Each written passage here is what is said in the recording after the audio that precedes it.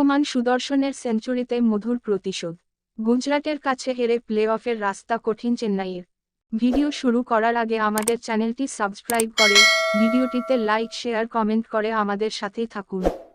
গুজরাটের কাছে হেরে প্লে অফের রাস্তা কঠিন করে তুলল চেন্নাই, যার নেপথ্যে শুভমান গিল আর সাই সুদর্শনের জোড়া সেঞ্চুরি।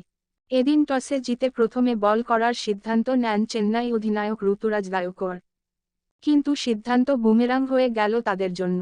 ওপেনিং জুটিতে জোড়া সেঞ্চুরি হাঁকালেন শুভমান গিল আর সাই সুদর্শন।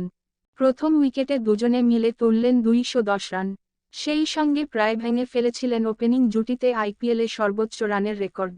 2022 সালে কলকাতার বিরুদ্ধে লখনউয়ের কে এল রাহুল অপরাজিত ছিলেন 210 রানে। অল্পের জন্য সেই রেকর্ড ভাঙতে পারলেন না গুজরাটের দুই ব্যাটার।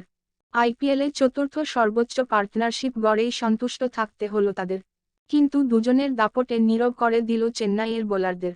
টি-20 বিশ্বকাপের দলে প্রথম 15তে ঠাঁই হয়নি শুভমানের। এদিনের সেঞ্চুরি যেন তারই জবাব। উদযাপনও করলেন অত্যন্ত আগ্রাসী মেজাজে।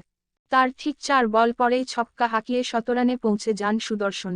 18তম ওভারে তুষার দেশপান্ডের বলে ফিরে যান দুজনেই।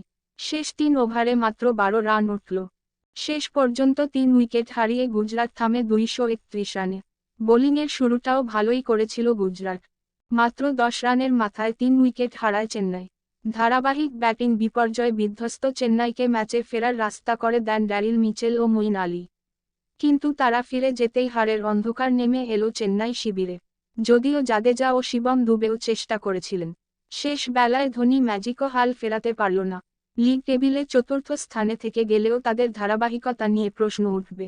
প্লে অফের লড়াইয়ে আপাতত টিকে থাকলেও রাস্তা কঠিন হয়ে উঠল ঋতুরাজদের জন্য।